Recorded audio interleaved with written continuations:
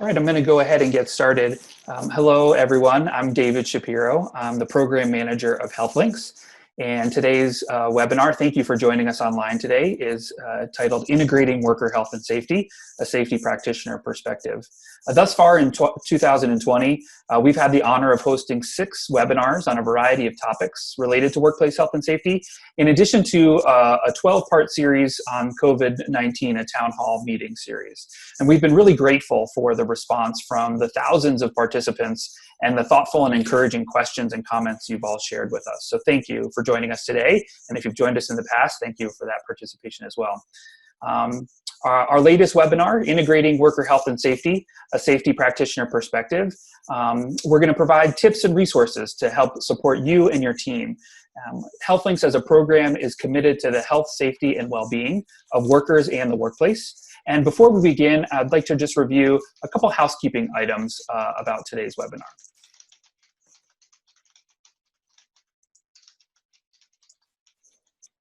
Pardon me, I'm going to go on and describe our center first. HealthLinks is a mentoring program, and we champion health and safety at work. We offer evidence-based healthy workplace certification and advising to help organizations and their team members achieve total worker health. We are a nonprofit, or a signature program rather, at the Center for Health, Work, and Environment at the Colorado School of Public Health, and we are researchers in all that we do. We're going to learn about total worker health today, the integration of occupational health and safety. And as one of 6 centers of excellence for total worker health, funded by the Centers for Disease Control, the National Institute of Occupational Safety and Health, or NIOSH, really there's no time like present to focus on total worker health. We're all facing the challenges of COVID-19 together, even though we realize that each one of us and each of our organizations are facing unique and different obstacles. I tell employers in our network all the time that healthy employees make safer decisions on the job, and when employees feel safe at work, they feel healthier overall. And that's really the foundation of total worker health, the integration of health and safety. The HealthLinks assessment is divided across 6 benchmarks or domains of total worker health. Organizational supports includes leadership commitment. So, pardon me, we have a survey that organizations take, and our questions on the survey are aligned across these 6 benchmarks of total worker health. Organizational supports includes leadership commitment, benefits and resources, and yes, integration of workplace health and safety actually fits within the organizational supports, or this high level, how your organization is committed to workplace health and safety. A workplace assessment includes how you're determining the needs and interests of employees. Health programs and policies and safety programs and policies ask questions about the specific activities and policies an organization has in place in terms of their activities related to health and safety and the policies they have. Engagement is about how organizations communicate with their team members, and also about inclusivity and what sort of volunteer commitment in the community you have. And evaluation is about how you use data to continuously improve your program.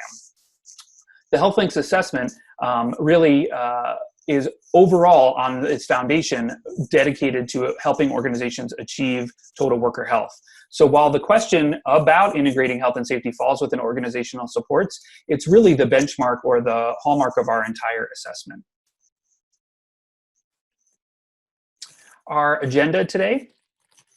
We have expert presenter from our center, and as well as some panelists as well. We'll first hear from Dr. Mike Van Dijk, a certified industrial hygienist and advocate for total worker health. And then his presentation will be followed by a panel discussion with safety professionals Kyle Vogel and from Comcast NBC Universal, and Dr. Matt Ziska from Charlotte's Web. And then we'll have a Q&A session with all of you, our participants. You'll want to use the Q&A section in the bottom bar of your Zoom screen to ask any questions of our panelists. So that will be at any point, if you have questions, use the Q&A function at the bottom part of your Zoom taskbar. And here's our general housekeeping items before we turn it over to our presenter today. All of you will be kept on mute throughout the duration of your presentation. As I just mentioned, if you have any questions for our presenter or the panelists, or any questions in general about total worker health, please use the Q&A box at the bottom of your Zoom control bar. There is going to be a survey at the end of the webinar. I'll mention this again as we wrap up. We really appreciate you taking a few minutes to complete the survey. It helps inform our webinar series and our speakers, and we really appreciate that feedback. If you're having any technical issues, I should have brought this up in the beginning, but if you're having any technical issues right now, please use the chat function in your Zoom taskbar. There's a button where you can chat, and we'll troubleshoot and help troubleshoot any technical issues you're having.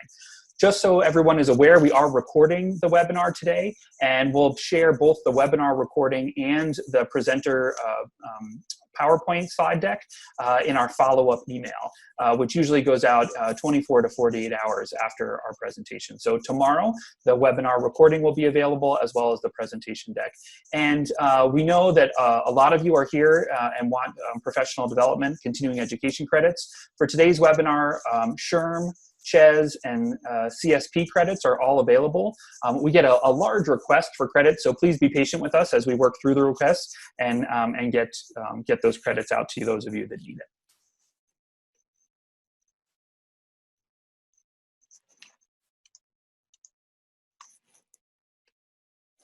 So I'd like to introduce our presenter today.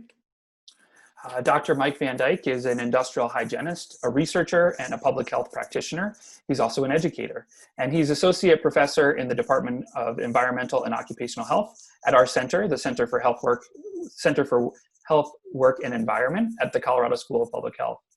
Mike has over 20 years of experience, and he spent in academic, community, clinical, and government levels in professional practice, research and education, and policy.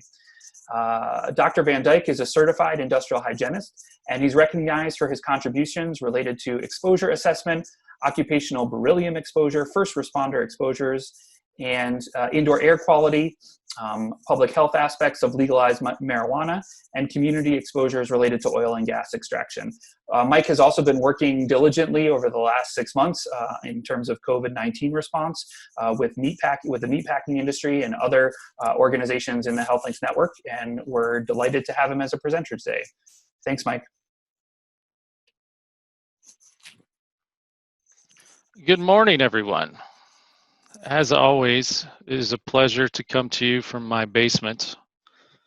I have never had the problem of talking to too few people from the basement this year. So I'm very impressed with the turnout today.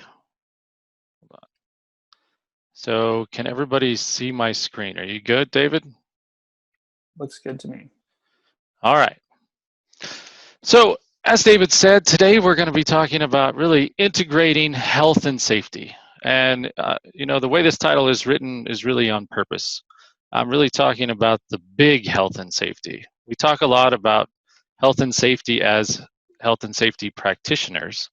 But when we talk about health, we're usually talking about exposures and ergonomics and those sorts of things. In this instance, we're really talking about the big health. Overall worker health, which includes both workplace factors as well as outside factors. And really, this is the Total Worker Health 101 presentation. So I really have two goals today. My first goal is really to introduce you to a new way of thinking to protect and promote your workforce's health, safety, and well-being. And then second, to provide you with a method to get started. So, you know, this is a slide, and this is the reason I come to work every day. Really thinking about occupational injuries and illnesses in the United States and the scope of the problem. You know, we could put this in lots of different ways. We could say things like 14 people die each day of a work-related injury. We could say 2.8 million people get injured at work every year. I like to put it in, you know, more concrete terms that a worker might understand. And I think some of those is, you know, every day you have about a 1 in 30 chance of a workplace injury. You have a 1 in 100 chance of a serious workplace injury, and about a 1 in 28,000 chance of a workplace fatality. And this is overall statistics for general industry. So, and if we really start digging in and looking at different industries, we acknowledge that there's a lot of variations among fatalities by the different industry sectors. And, we think about all the hazards that are present at each of these industry sectors and really trying to think like a safety practitioner. We think about, people could fall off buildings, get hit by forklifts, get run over by trucks, all those sorts of things as we see these industry sectors. But I really want to kind of reframe it and start to think about these individual sectors as, you see some things like construction. And yes, there are lots of hazards in construction, but I also like to think about it as, your really margin for error in these industries is a lot lower. And when we talk about total worker health, we talk about things like sleep deprivation. So, for example, if you work in the finance industry and you are sleep deprived, you might make a mistake in a spreadsheet. That doesn't cause you an injury, that doesn't cause a fatality, hopefully. But if you work in construction, if you're sleep deprived, the margin for error is a lot smaller. So, trying to reframe this away from hazards and behaviors to individual factors is an important thing to think about. And as we think about this, if we think about the causes of fatal occupational injuries, we can talk about things like transportation incidents, falls, slips and trips, contact with objects. All of these things are the top causes of fatalities in industry. And we could think that all of these things have hazard or unsafe behaviors, unsafe acts, unsafe conditions, but there is also a role to play for individual factors in each one of these. And, it's very similar for injuries as it is for fatalities, although you see a lot more injuries and fatalities, thankfully. But still, the individual factors are important. And as we start to look at the top 10 causes of the disabling injuries in U.S. workplaces, again, we start to see things like overexertion, falls, roadway incidents. All of those things have roots in unsafe acts, unsafe conditions, as well as individual factors. And then we think about costs. And I think it's no surprise to anybody that workplace injuries and fatalities are expensive. 2011 article really pegged that number at about 250 billion was the economic impact of workplace injuries. And if we just want to put that in perspective, that's far more than the economic impact of cancer. So this is a huge cost to our society. So hopefully I've convinced you at this point that workplace injuries are a problem and they're expensive. What I want to talk about in this next section is really talk about the traditional safety approach that's taken to address workplace injuries and illnesses. And this goes all the way back to 1930 in Heinrich's domino theory. And in looking at this picture, this is in every classical safety text. And what we talk about is an accident is caused by this domino effect. One of these particular dominoes falls over and an injury results. And in 1930, we talked a lot about unsafe acts and unsafe conditions, and some really probably misguided approach talking about things like social environment and fault of the person.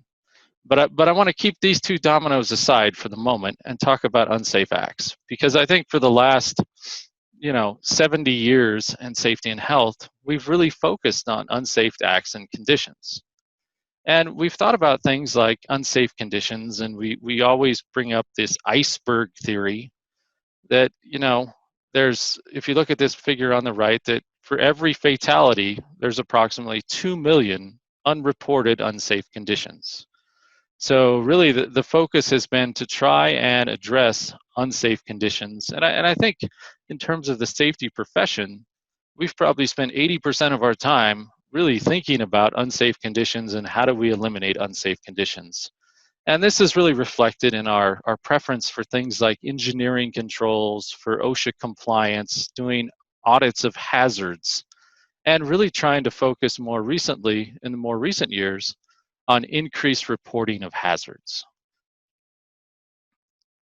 Over the last 20 or 30 years, we've focused more on unsafe behaviors. And that's where terms like behavior-based safety come about, where we really focus on the behaviors of individuals and try to change individual behaviors to eliminate these injuries and fatalities. And this is really done through things like worker training and safety coaching. And then, we've all seen this hierarchy of controls if we're a safety professional, where we're really focused on elimination of hazards, as well as, in the end, using personal protective equipment. And then the most recent safety trend is really the systems approach to safety, where we're really focused on integrating safety with other things like environmental policies, as well as quality and energy in the workplace. And this is really reflected in things like policies and checklists, job hazard analyses, safety management plans, and the such. And if you look at the results, this is 70 to 80 years of traditional safety management. This only goes back to 2003. But, this shows a gradual downward trend of accidents. And if you go back lots more years, you'll see that the slope of that line continues to go up for a long time. So we have been successful as safety practitioners in reducing injuries. But as you can see, these lines are starting to flatten out. So what's the next step for a safety practitioner to really think about reducing injuries and illnesses at the workplace? And really that is thinking about the individual worker. And safety practitioners are generally not very open to thinking about the individual worker traditionally. But I'm going to take this and go back to 1930 again and talk about those first two dominoes and really talk about those as being individual factors. And now we've spent a lot of time addressing unsafe acts or conditions, but as a safety profession, we haven't spent a lot of time thinking about individual factors and how can we address those to reduce injuries and illnesses. And if you start to look at the data, you start to look at the prevalence of psychosocial exposures in the workplace, things like high job demands, work-life interference, low job control. And we're talking about 10 to 20% of workers are experiencing these things in the workplace. If we talk about chronic conditions in the workplace, we can see that nearly 52% of workers have at least one chronic condition that may affect their job performance, as well as their risk for injury. And then if we just look at Colorado in general, and we start to look at some of the risk factors that we see in workers, things like stress, abnormal BMI, poor sleep, inadequate exercise, we see that, we're talking almost half of the workers or more have some of these risk factors. So the real question for safety professionals is, do these individual factors affect safety at work? And I will say that the studies are really showing that these are important in predicting work-related injuries. And a study recently through Pinnacle in Colorado and through our center really showed that employees who are stressed at work have about a 22% more likely to suffer a work-related injury. And frankly, studies have shown that job stress is more strongly associated with health complaints than financial or family problems. So job stress is a big deal. In addition, if you look at a study done by Dow Chemical looking at health risk factors and the odds ratio of experience in a safety incident or on the job injury, if we look at those with a health condition, they're 2 to 2.5 times more likely to have an on-the-job injury. If we look at those who have stress, we're talking 1.7 to 2 times more likely to have an occupational injury. And if we think about those things in comparison to some of the things that we've thought about a lot, like alcohol, we can think about stress is pretty much equivalent to the use of alcohol in terms of predicting an on-the-job injury. And then there's definitely a monetary link between health and safety. The average cost of a workers' compensation injury in the United States is somewhere around $7,000. If that individual has a comorbid condition, that nearly doubles. If they have 3 comorbid conditions, it goes up to almost $90,000. So not only do the rates of injuries go up for these individuals, but the cost of the injuries go up as well. And then we think about something as simple as nicotine use in terms of costs. And it's been shown that the healing time from injury increases with nicotine use. A broken bone itself takes about twice as long to heal, and those who use nicotine have about a fourfold risk of infection, fourfold increased risk of infection after surgery. We've known for a long time that smoking and asbestos have a synergistically increased risk of lung cancer. And there's been a lot of data that has shown that employees who smoke are more expensive. So this is a point where we make the argument that personal risk factors, things like chronic disease, stress, fatigue, substance use, are directly related to workplace incidents. So the question is, what do we do about it? And I think that really starts with acknowledging both the effect of health on work as well as the effect of work on health. We need to think that half of our waking hours are spent at work, and workplace stress, fatigue, work exposures all have an effect, a direct effect on our health. And when we start thinking about safety risk factors and occupational injuries and illnesses, we need to acknowledge that things are complex. And in addition to the normal safety approach, that work-centered approach that we talked about, there also has to be a person-centered approach to really address this in a holistic way. And that's really where total worker health comes in. And that's really a fairly new term, where we're really talking about establishing workplace policies, programs, and practices that actually improve health.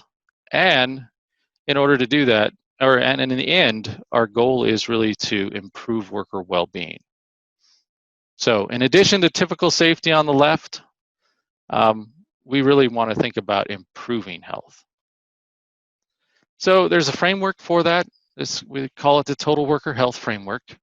And it really acknowledges the multifactorial nature of health outcomes, looks at both personal risks and occupational risks. And it really thinks about health outcomes that are not commonly considered related to work. And in terms of the interventions, they really focus on changing organizational behavior and more frankly, really changing organizational culture. Total worker health interventions are not easy. They really require the participation of employees and, more importantly, really the leadership of all levels. So thinking about total worker health, it's really about changing the design of work to promote well-being, and really putting the attributes of total worker health out there. Total worker health examines how the work itself can influence safety, health, and well-being. It embraces voluntary participatory health interventions. It has programs that actually protect worker rights and privacy. And at all times, total worker health is not about blaming the worker. And it's also not just about shifting healthcare and insurance costs. So this is not a typical workplace wellness program. This is something that is integrated into the culture of a company. And really changing the thinking of the company in terms of, in the past, we talked about everyone goes home the same way they came to work, and really trying to think about the vision for the future where everyone goes home in better health. In terms of the success of total worker health, our studies have really shown here at the center that leadership is the most important factor in defining the success of total worker health.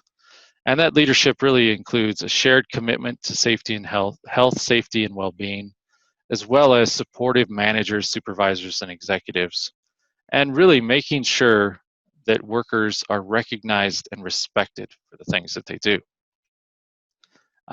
We do have a process to get people started down this road to total worker health.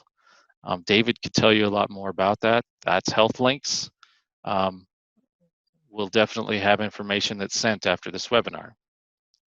So, but I think the take home of all of this is, as a safety professional, it's not just about unsafe acts and unsafe conditions. We really need to change our thinking and really start to think about total worker health, thinking about all aspects of health and safety at our facility, and really understand that total worker health is my job as a safety professional.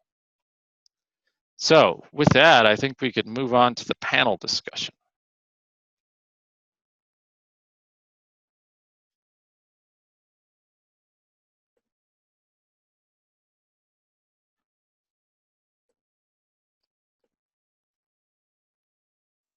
Thanks, Mike, for that really comprehensive presentation on total worker health.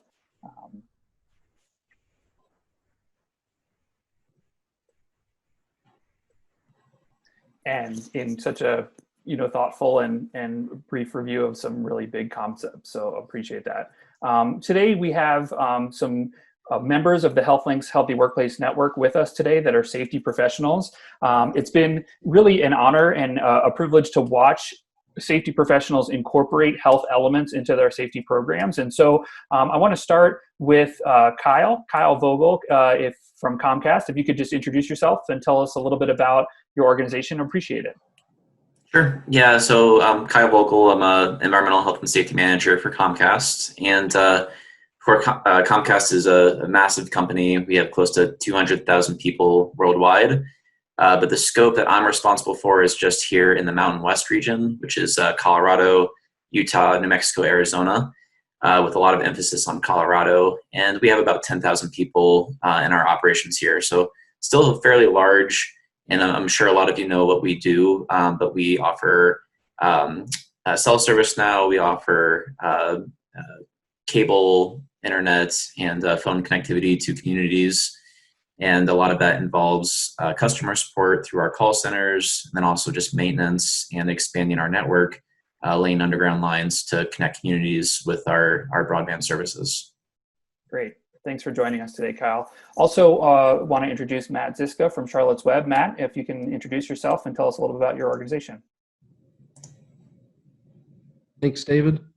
My name is Matt Ziska, and I work for the Charlotte's Web organization. Charlotte's Web is a industrial hemp CBD company. So we produce a wide range of different products with CBD. And we have about 300 employees. 80% of those make up our operations, and 20% make up sales, marketing, and our administration. I've been there for about 21 months now, and have been in the industry for about 23 years in terms of industry altogether as a whole. What I'm responsible for as the Director of Environmental Health is bringing a safety program, an environmental program, and looking at the ways to integrate it to reduce our hazards, hit those conditions that Mike had mentioned, but also to focus on the well-being of each individual. And that's where we've started our journey about 21 months ago, and it has been widely successful and adopted by our company throughout all levels. So very excited about it and excited to be here. Thanks, Matt. We'll get back to you with some examples of how you're adding well-being into the safety program. Maybe we'll start, Kyle, with you. I know that total worker health is something that Comcast has been taking on over the last few years and talking about how to integrate health and safety. Just wondering if you could give us some examples of how you've tried to do that, or how you've been going about integrating health and safety programs and policies. Yeah, absolutely. Like you said, I think especially in the last couple of years is when it's really started to be a bigger push for us as a company, the total worker health approach, which is great. One of the first things that we did, and one of the easiest things that I think all of us as safety professionals can do, is to incorporate health more into our trainings that we have with employees. So when we talk about a topic like defensive driving, where we see a lot of injuries in our workforce, Not just talking about the classic defensive driving, not being distracted, driving the speed limit. Those things are all good to still have, but also going into, nutrition, making sure that we're taking care of our bodies so that we can be effective when we're on the road, making sure that we're getting enough sleep at night, and kind of talking to what Mike was speaking about, where if we're not well rested, there's a certain level of impairment that comes from that. And our response time is slowed, and just linking those two things together to make that connection for employees. Also just talking about, the importance of mental health, and how when you're distracted by stress in your life, when you're distracted by other things related to your mental health, you're not able to really focus on the task at hand, be it driving or working in a confined space or whatever it is. So just linking those two things together, and also talking about the benefits that are available to employees and how they can, use different benefits that we have, like our employee assistance program, to seek out counseling, or to use, we have an app called Sleepio that we offer for free to employees that helps them get better sleep at night. So just leveraging those different benefits. And I think one of the other important things that I'd recommend to all health and safety professionals is to try and get a seat at the table with your HR department or whoever manages your benefits. That's something that we've done, is gotten on with our corporate HR team to have some input on benefits that we offer employees.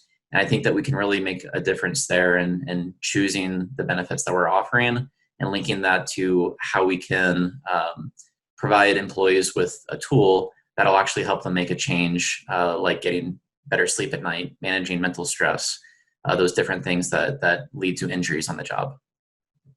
Thanks, Kyle. Appreciate you mentioning that. A reminder for everyone participating today to put any questions you have for our panelists or for Mike Van Dijk into the Q&A box in the bottom of your Zoom screen.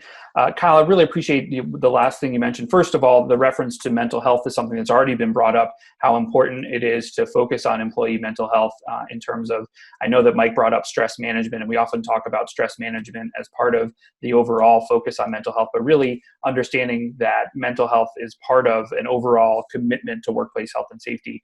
We may have a chance to speak a little bit more about that. But the other piece I wanted to mention is for safety professionals to better understand the benefits package that's available, I think is also really important. The linkage to human resources and to HR and to total rewards or to benefits packages in general.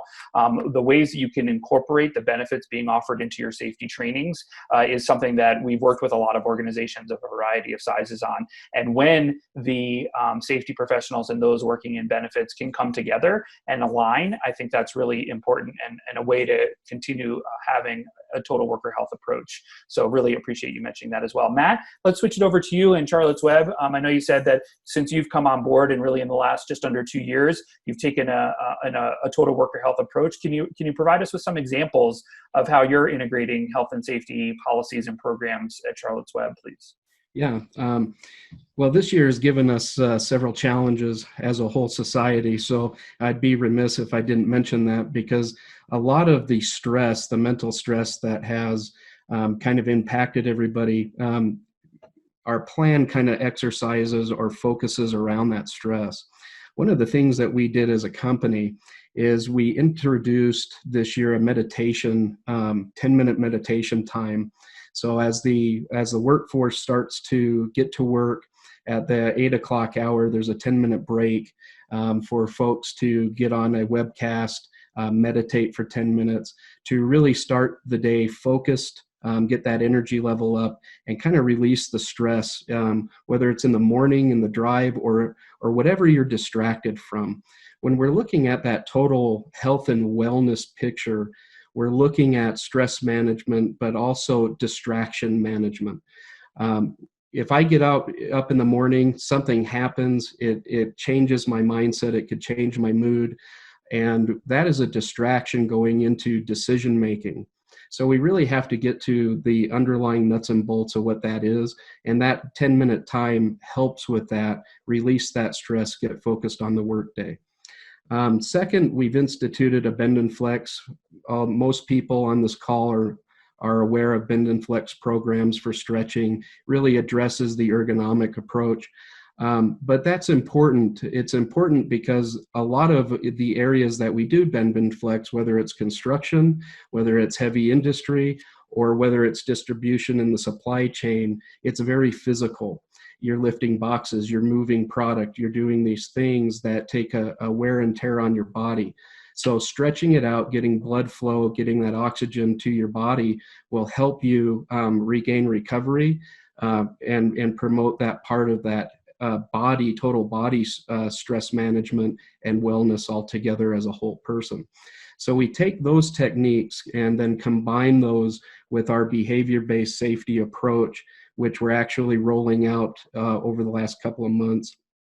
And with that, what that does is really gives the ownership and the accountability both on the leaders and on the employees to make their own decisions and make those decisions based on safe behavior or unsafe behavior. Everything ties together in this program. And when you're looking at stress management, total worker health, all those decisions and distractions factor in. And we really want to promote those safe acts, safe decision making. And this is just a piece of that puzzle.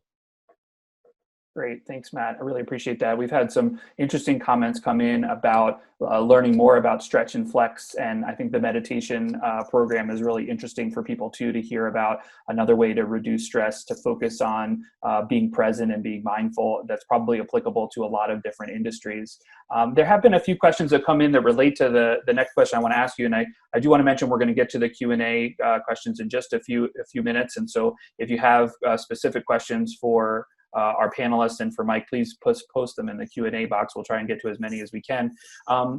Have either of your organizations formed a dedicated health and safety committee? We know that safety committees exist in a lot of industries and a lot of organizations. In other places, they may only have a wellness or a health committee and maybe a safety manager. But I wanted to hear a little bit about how you're bringing additional individuals, either in a formal committee process in place and what their role might be. Maybe Matt, could we start with you? What does it look like in terms of integrating other champions in your organization? Oh, sure. So at the beginning of my Charlotte's Web journey, really we started to stand up foundations. So we implemented 28 safety programs over the last year, and within that we needed help. We're not a very large organization within the company, so we had to reach out and create safety committees. We have a safety committee at each one of our locations. This is very important because this gets to culture.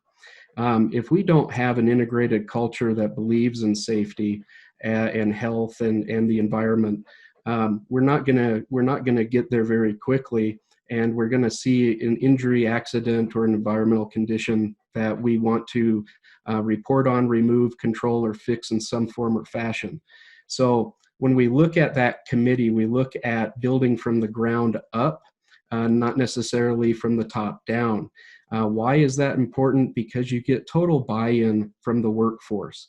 Not only is it buy-in for just being safe and checking a box, which a lot of places and a lot of conditions warrant, oh, hey, let's go. Yep, we got that hazard down.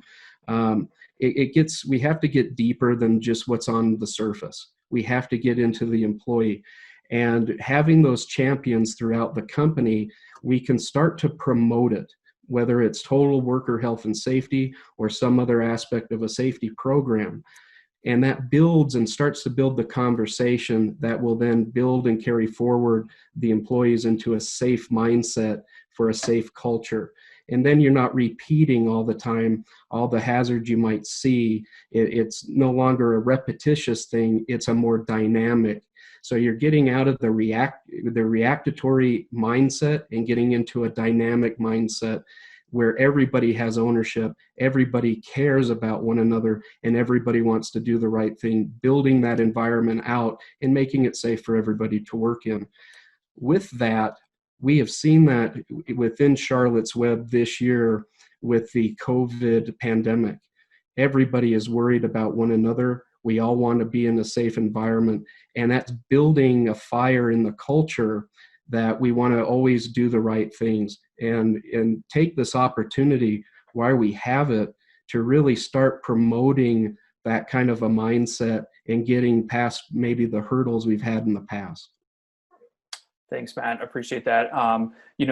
300 employees it's for some organizations in our network rather large size. We work with companies that are, 10 employees or less. It may be a little bit difficult to have sort of a committee when you're in a very small organization. However, I will say that in some small organizations that have made this part of the culture, they encourage everyone to participate in the health and safety program when they're, sort of very small. It's at around the 50-person level, maybe, when an organization may have 3 to 5 people dedicated on a committee to start talking about workplace health and safety and be champions and bring specific program and activities to the organization. So appreciate hearing from sort of a mid-sized company with 300 employees, how even in that sense, there's no way one person can do it all. We totally agree with that. Getting more champions on board and having it be part of the overall culture of an organization ends up shifting the climate at that organization as well. Kyle, can you tell us a little bit about how you're integrating your team or other committee members as part of a health and safety committee, and what that looks like at Comcast, a very large organization? Sure. Yeah. So from the perspective of a larger company, it's much harder for us as the EHS team to sit in and be there for every safety committee meeting. So what we do is we have, first off, we have 2 separate safety committees that we'll refer to. The first is like with our frontline employees, and we integrate that with some different supervisors, but they're specific to different sectors of the business. So for example, we'll have one for our call centers. We have one for our technicians. They go out to customers' homes and do installations of equipment. And the way that we have it worked out is we wrote a set of bylaws and then basically have volunteers that fill different positions within the safety committee. And we have the expectations of, the cadence to how often that they meet, the roles that they're supposed to fill, what kind of topics they can discuss with the group, how they go about bringing up concerns to our team. So we're there to support them, but it's kind of a self-sufficient system where they can hold the meetings themselves and organize themselves and bring us their concerns, at the end of each month, or where we don't have to actually facilitate and organize everything. So that's definitely important if you are not able to keep up with the number of employees that you have as an organization. Then the other committee that we have is what we've referred to as our EHSLs, that's Environmental Health and Safety Leaders. And that is just supervisors and above. And it's a network basically of liaisons that we can push out messaging to and have them broadcast it. And they're, remote areas like the Colorado Mountains or down in southern New Mexico, areas that it's harder for us to get to. We have those liaisons that can help push out messaging and also come to us and share, what's going on in those different areas. So having those 2 different layers of the front lines and then management, all engaging in our safety committees has been very helpful in giving us a sense of what's going on in the field when we can't be everywhere. Great. Thanks, Kyle. And I imagine just if you could clarify, the messaging being pushed out by these leaders is related to health, well-being, and safety. Are they pushing out only safety messages, or are they also pushing out benefits, opportunities, or things related to general overall total health and well-being? Right. So it would be all of the above. So if we have like a topic for a month that we're focusing on, maybe it's related to mental health, then they would be focusing on that. And if it's something more safety related, going over a case study of something that we, incidents that we've seen an increase in rates of vehicle accidents or falls from ladders, then we'd be focusing on that instead. But basically we're creating the messaging, and then we rely on them to push it out to some of the different work groups from there. Great. Thank you. I'm going to switch over to our Q&A, and maybe Mike, if you want to rejoin us as one of the sort of people who can respond to questions that are coming up. Thank you for the questions that are coming into our Q&A section. I saw a few come into the chat function as well. I'll try and respond to as many of them as we can. One thing that came up, there's a few questions about is how you get to getting employees to participate in things like the meditation, the stretch and flex program. There's been some barriers that our participants are sharing in the past where an organization may not consider offering paid time and thinking of that these are things that should be taking place, in time off rather than paid time during work. So curious about either the stretch and flex program or the meditation program or both at Charlotte's Web. Matt, how do you get people to buy in to participate, for leadership to pay employees to participate in these programs? Well, it's wonderful to be at Charlotte's Web. And the reason why I say that is because we are about people's health. And if we weren't about our own health, then why bother, right? So one of the nice things in working there is working with a great leadership staff. We have a great C-suite staff, and we have leaders that really value safety and health of the worker. It starts there. That's where it all comes together, not just in the rank and file, but it starts with leadership to get the approvals and everything you need, instead of feeling like you're pushing rope. So that's an organization that I'm very pleased to be a part of, because we have the buy-in, we have those things that set those tenets first. Second is bringing it down to the worker, and you have to market that. You have to offer it, you have to promote it, and taking some time to do that. And that's not difficult. You can use email, you can go on a walkabout and start getting that personal touch with people as you interact. Manage by walking around is another avenue for that messaging, and promoting it from within, promoting it from all levels. And then it sparks that interest, saying, oh, well, I can take 10 minutes and meditate. That's a good idea. Or, hey, we really do need to stretch because, yeah, my shoulder's been aggravated, or I know I'm pulling a hamstring, or I get that tightness in my leg. It really gets down to those levels, but the buy-in at the leadership level is important. And to get that is to have a conversation. It's taking 10 minutes, 15 minutes to get our mindset oriented on the workday, release that stress, and be focused.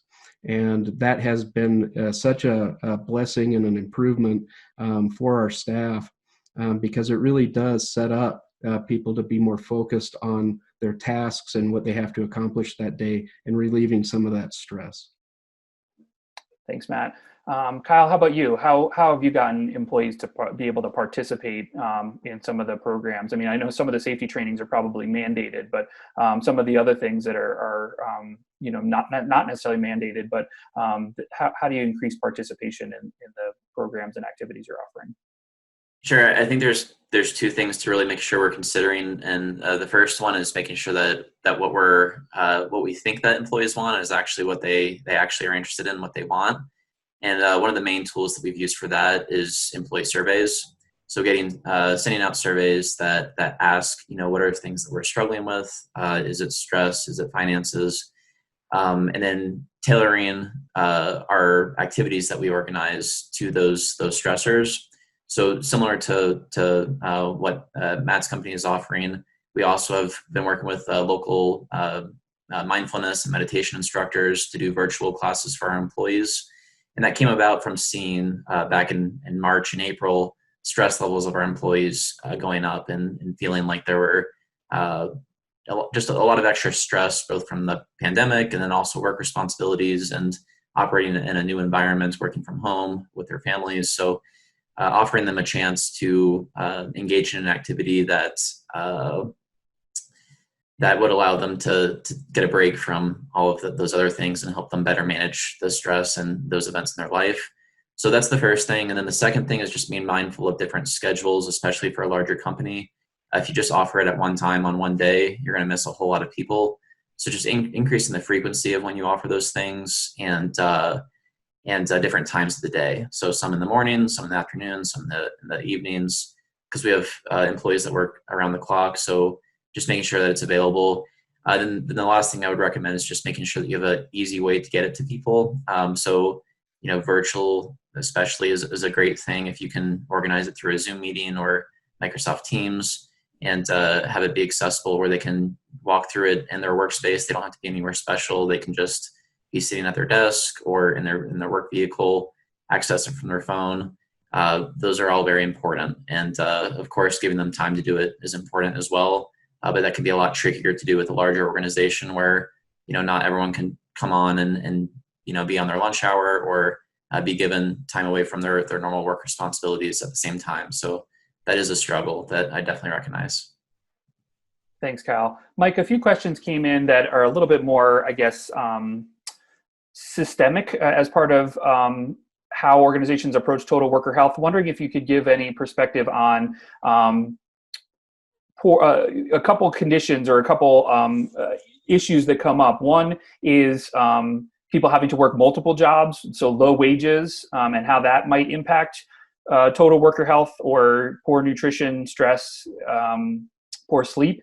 And then also, if we know that health conditions increase this probability of employees having an accident, what we're recommending is a total worker health approach to mitigate it. But these sort of background issues of health conditions or low wages, how they may have an impact on how an organization approaches total worker health.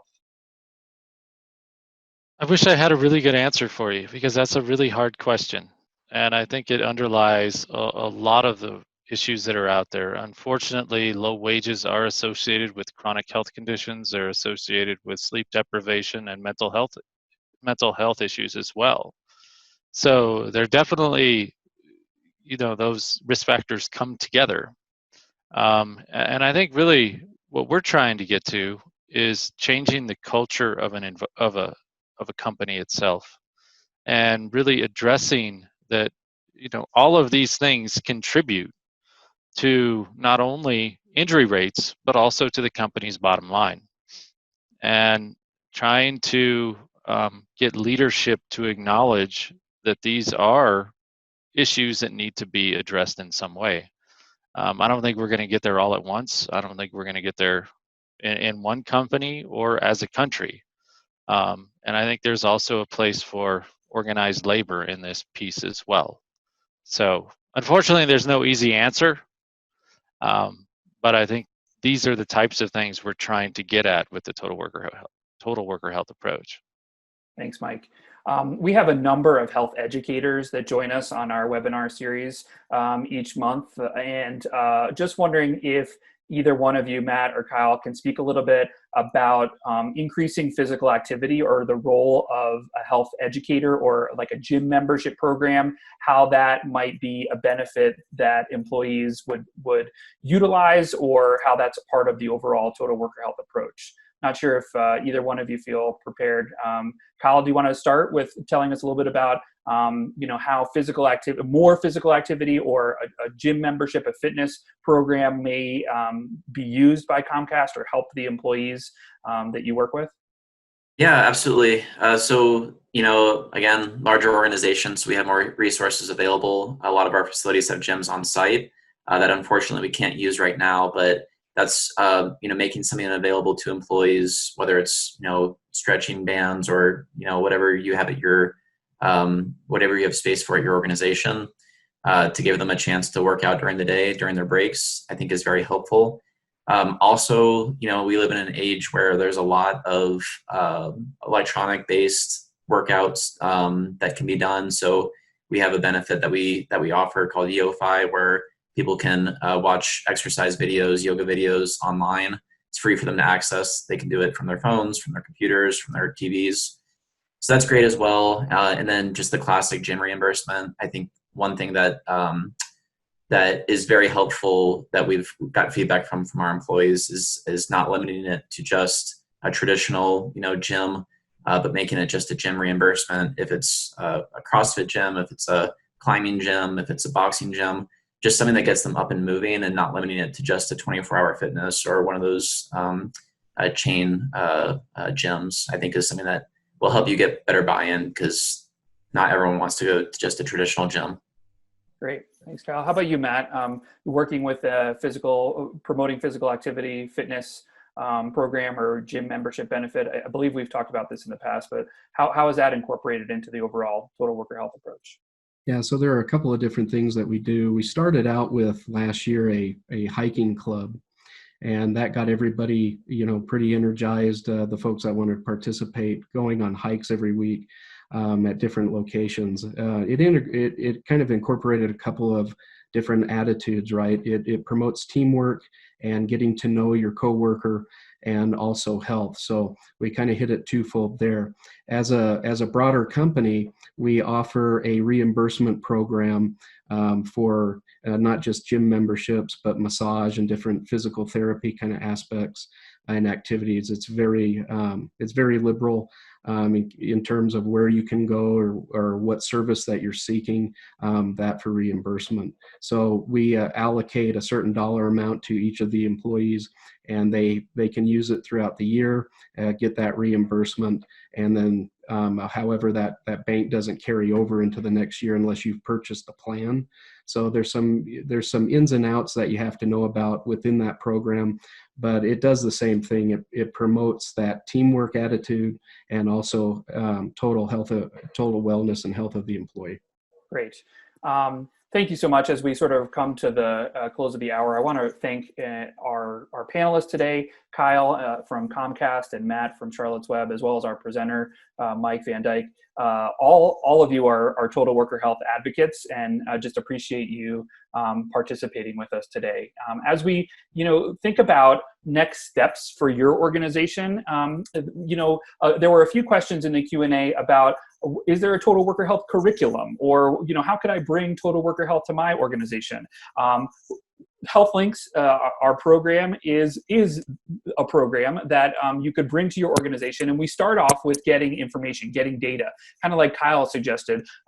Bringing a curriculum to an organization without maybe doing the background work of figuring out where you fall across those 6 benchmarks we mentioned earlier may not do you as much service as working with an organization like our center and our signature program, Helplings, to determine where to best have recommendations and new activities and programs and policies in place. So Helplings, and we're going to send you some follow information about our program, is a signature program at our center where we measure with our assessment your commitment to total worker health, to workplace health and safety. And then you get a report card after you've completed your assessment, and you get advising with experts on our team like Mike or myself on where to put some goals and do some goal setting.